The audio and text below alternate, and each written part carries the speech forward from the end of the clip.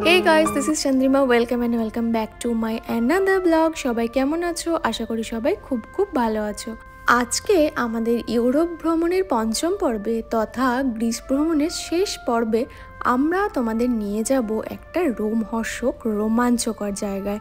ঘুরে দেখব এক ধ্বংস হয়ে যাওয়া সভ্যতার নিদর্শন, তার সাথে শুনবো সেই গল্প। আর সেই উদ্দেশ্যেই আমরা এখন চলে এসেছি মিকোনোসের ওল্ড পোর্টে, কারণ এখান থেকে আমরা বোট নেব আর বোট নিয়ে যাব পাশের একটা আইল্যান্ড, যেটার উল্লেখ আমি তোমাদের লাস্ট ব্লগেও করেছি। আইল্যান্ডটার নাম হচ্ছে ডেলোস এবং এখান থেকে যেতে পার পার্সন টিকিট লাগলো 25 ইউরো করে, তবে সেটা রিটার্ন টিকিট, মানে ওই টিকিটেই আমরা রিটার্ন করতে পারবো যদি ছেড়ে দেয়। সো এখন আমরা পুরো মিকোনোস শহর, তার সাথে হচ্ছে উইন্ডমিল, চার্চ, লিটল ভেনিস সব কিছু এক্সপ্লোর করলাম। করে দেখলাম বেশ খানিকটা টাইম হাতে আছে, আর এখানে পাশাপাশি অনেক শিপ আছে যেগুলো আশেপাশের আইল্যান্ড এবং জায়গা ঘুরতে নিয়ে যায়। তো হ্যাঁ, আমরা পাশের একটা আইল্যান্ড আছে, এখান থেকে এক্স্যাক্টলি হাফ অ্যান আওয়ার লাগে। তো আমরা ডেলোস যাব। সো ডেলোস,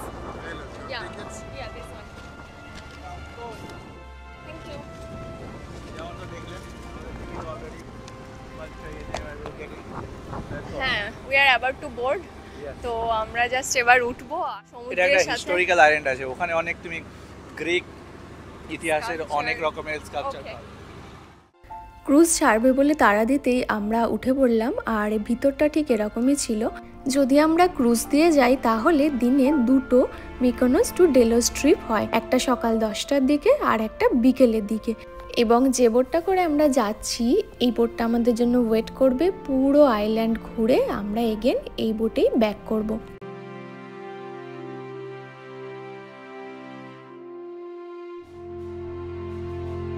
গল্প করতে করতে আমরা পৌঁছে গেছি ডেলোসে, আর প্রথমেই গিয়ে যাদের থরে থরে দেখা মিলছে তাদের সাথে চলো একটু আলাপ পরিচয় করে নিই।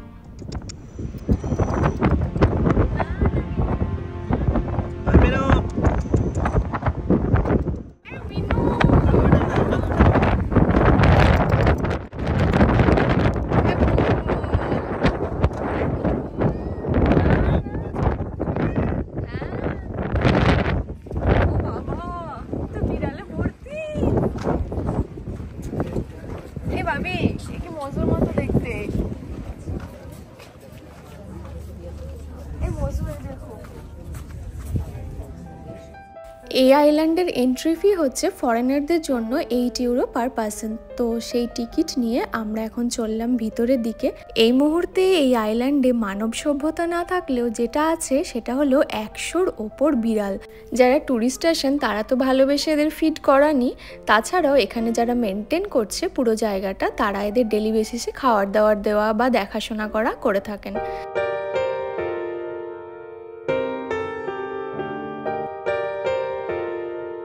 আমরা এখন যে আইল্যান্ডে এসেছি তা বর্তমানে বসবাসযোগ্য নয়, এখানে এসে ডে ট্রিপ করে চলে যেতে হয়। এবং এই ডেলোস হলো পৃথিবীর অন্যতম গুরুত্বপূর্ণ এক আর্কিওলজিক্যাল সাইট।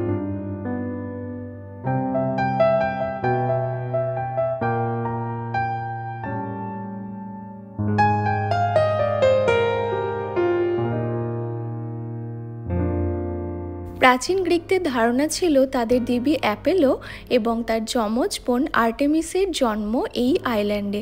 আর সেই ধারণা থেকেই প্রাচীনকালে গ্রিক তথা সমগ্র পাশ্চাত্যের তীর্থযাত্রীদের মেন আকর্ষণ ছিল এই ডেলোস।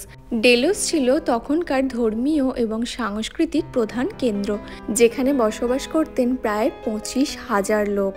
এবং এই যে সরু সরু স্ট্রিটগুলো দেখছো এগুলোতে ছিল 3,000 দোকানপাট, যেখানে তখনকার দিনে পাওয়া যেত না এমন কোনো জিনিসই নেই।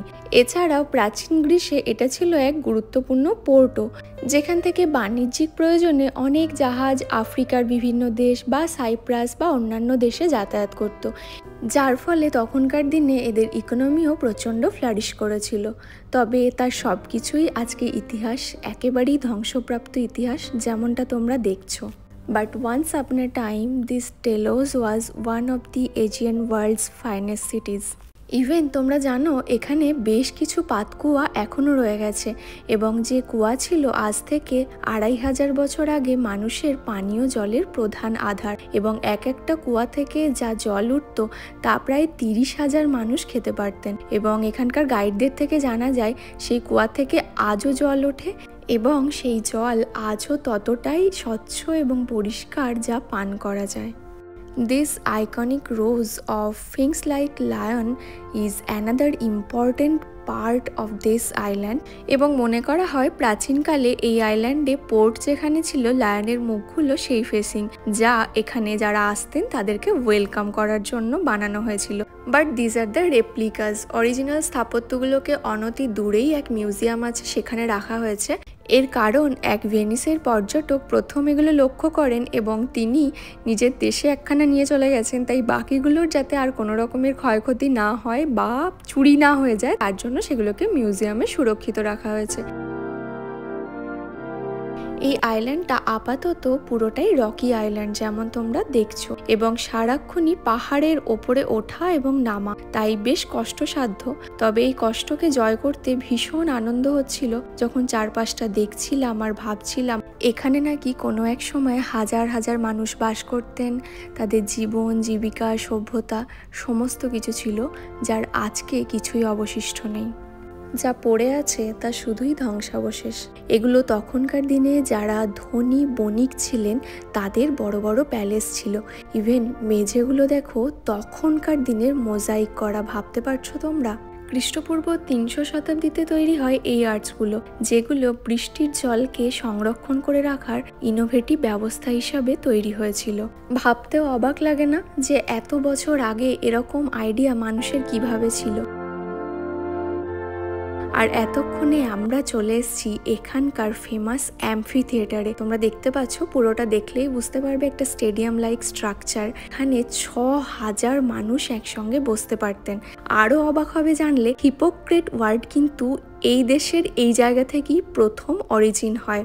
এই থিয়েটারে শুধু পুরুষরাই অ্যাক্ট করতেন, কোনো নারী বা বাচ্চারা করতেন না, কিন্তু তাদের চরিত্রে যখন দরকার হতো কোনো না কোনো পুরুষ সেরকম সাজতেন। তো তারা যেটা সেলফ নন সেটা সাজতেন, সেখান থেকে এই হিপোক্রেট ওয়ার্ডের প্রথম উৎপত্তি। এখন আমরা অতি দুর্গম পথ বেয়ে পৌঁছে গেছি at the top of Delos island, যেখান থেকে 360 ডিগ্রি একটা অনবদ্য ভিউ, তার সাথে অনেক গ্রিক আইল্যান্ডের একটা সাইক্লিক্যাল ভিউ আমরা পাই। আর এই কারণেই ডেলোসকে বলা হয় সাইক্লেডিক আইল্যান্ড, এবং এই সাইক্লেড কথার উৎপত্তি হয়েছে সাইকেল থেকেই।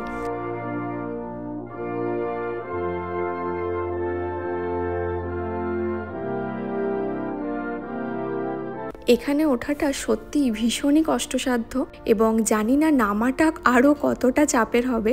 তবে এই পুরো আইল্যান্ডটা যেমন তোমাদের বললাম রকি, বেশ কষ্টসাধ্য পুরোটা এক্সপ্লোর করা। তার সাথে যেমন তোমরা দেখছো কোনো কিন্তু শেড নেই। তবে হ্যাঁ, গরম আমাদের লাগেনি, কারণ তোমাদেরকে মিকোনোসেও আমরা দেখিয়েছি আর এখানেও দেখালাম যে হাওয়া কী লেভেলের, মানে এমনই লেভেলের ফোনের কথা ছেড়ে দাও, নিজেদেরকেই এখানে ফিল হচ্ছিল হয়তো শোলা এক্ষুনি উড়ে যাব। আর যেমন তোমাদের বললাম যে ওপরে ওঠার রাস্তাটাও এতটাই দুর্গম যে আমাদের সাথে যত ট্যুরিস্ট ছিলেন তার মধ্যে হয়তো 3 জন কি 4 জন উঠলেন। সো এক রোমহর্ষক অভিজ্ঞতাকে সঞ্চয় করে এখন আমাদের ওয়ে ব্যাক মিকোনোসের পালা। পুরো ইতিহাস শুনলে আমার মনে হয় যে তোমরাও সেই পুরোনো দিনে ফিরে গেছো, যেভাবে আমরা দুজন এতক্ষণ ফিরে গেছিলাম। আর সত্যি ভাবতে অবাক লাগে যে এইরকম একটা আইল্যান্ড, সেখানে কখনো কোনো হাজার বছর মানুষের বসবাস ছিল এবং সেটা একেবারেই ধ্বংসপ্রাপ্ত।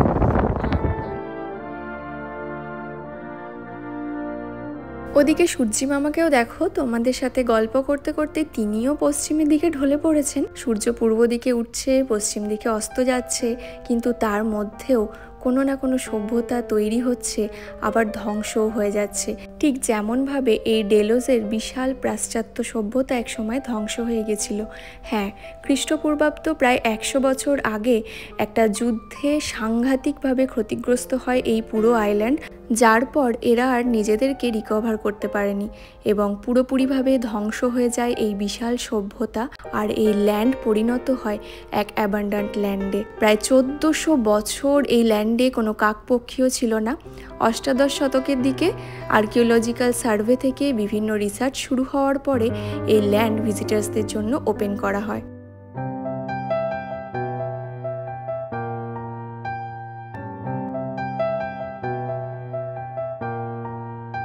ওয়ে ব্যাক মিকোনোস সূর্যাস্ত দিয়ে আজকের গল্প আমি শেষ করলাম।